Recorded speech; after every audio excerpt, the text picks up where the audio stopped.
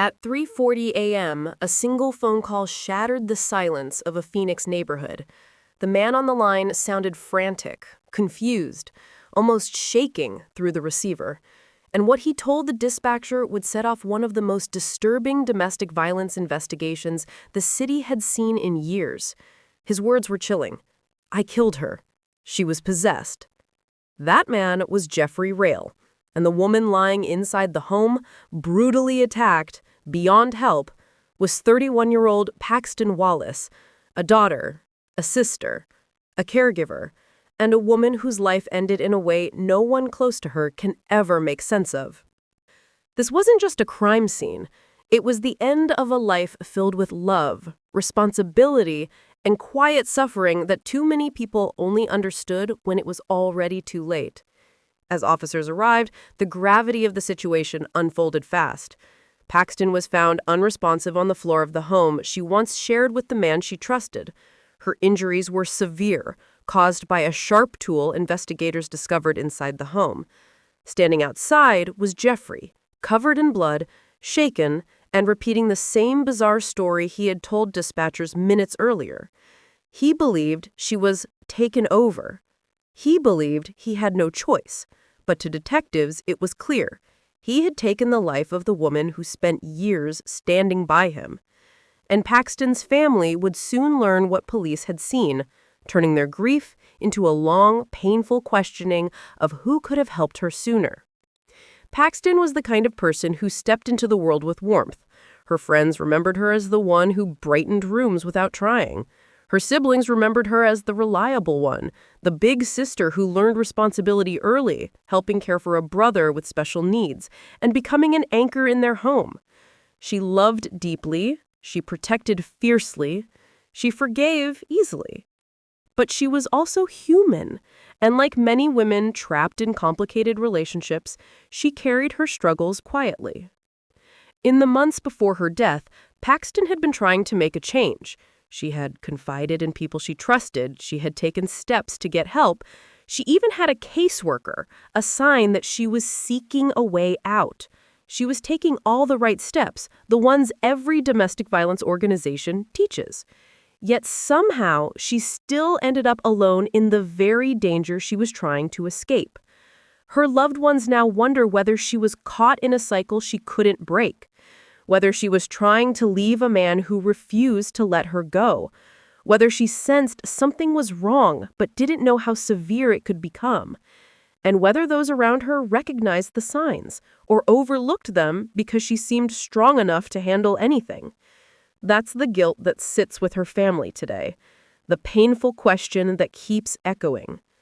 Did she try to tell us, and did we truly listen? The neighbors had noticed things too. They'd heard shouting, arguments, doors slamming, sounds that made them pause, but not enough to act. Sounds many people hear in their neighborhoods but hesitate to report because they don't want to intrude on a couple's private issues. But those private issues weren't just arguments. They were warning signs. And every warning sign was ignored until the night Paxton lost her life. Her family would later speak openly, urging people to take domestic violence seriously, to call for help when something feels off. They said that if just one person had intervened earlier, things might have ended differently. And those words carry a weight that's hard to ignore, because by the time the police arrived, every moment for Paxton had already slipped away. As detectives questioned Jeffrey, his story only raised more questions. He spoke about beliefs that didn't match reality. He described a fight that lasted far longer than anyone could comprehend. He said he acted to protect himself, but investigators found no weapon near Paxton. He admitted to using heavy drugs in the days leading up to the killing, and he claimed she had transformed into something frightening. To the officers listening, it was clear he was trying to justify the unjustifiable. His behavior painted a picture of a man spiraling out of control long before that night. His record included past violence and reckless decisions. Warning signs were there, buried in previous charges. Red flags that hinted at deep issues he never addressed. and Paxton was the one who paid the price for it. He was arrested and charged with first-degree murder. A judge set his bond at $1 million, a number reflecting the seriousness of what investigators uncovered in that home. But for Paxton's family, no number, no sentence, no court process can ever undo what she endured. In the weeks after her death, the community struggled with the harsh reality of how preventable some tragedies can be. People close to Paxton described her as someone who tried to leave gracefully, quietly, hoping to avoid conflict, someone who wanted peace, not confrontation, someone who put others first even when she was hurting inside. Her loved ones spoke about how hard it is to admit you're being mistreated by someone you love. They spoke about the shame, the fear, the belief that maybe it will get better. They said Paxton didn't deserve the pain she experienced, and they asked everyone listening to think carefully about their own relationships, their own neighbors, their own families. Because tragedies like this don't begin with a single violent act. They begin with small moments people brush off. They grow in silence. They strengthen in secrecy. And by the time the truth becomes visible, it's usually too late. That is the emotional weight hanging over this case. It isn't just about one crime.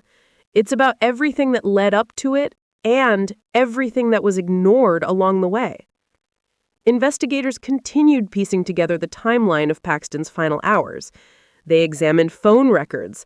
They gathered testimony from neighbors. They dug into the couple's history. They reviewed Jeffrey's mental state and substance use, and they looked closely at the signs Paxton may have given in the days leading up to her death. The truth emerging was unsettling. Paxton had been trying to pull away. She was seeking help. She was preparing to leave. But leaving an unstable partner is often the most dangerous moment in an abusive relationship. And on that early morning in Phoenix, her attempt to reclaim her life cost her everything. This story continues to raise questions about accountability, community responsibility, and the consequences of ignoring the reality of domestic violence. It forces viewers to confront a painful truth. Tragedies like Paxton's aren't rare. They happen silently, in ordinary neighborhoods, behind doors everyone walks by without a second thought. And that's why her story matters, why her family speaks out, why people are demanding better systems, faster intervention, and more awareness. Because no one should lose their life while they're trying to save it. And as we continue this documentary, we will look deeper into Jeffrey's past, the police investigation, the evidence collected, and the upcoming legal battle that could reveal even more about what really happened inside that home. Stay with the story, and if you want updates on new details as they unfold, consider subscribing. Every new fact brings us closer to understanding the truth and honoring the memory of a woman who deserved far better than the ending she received.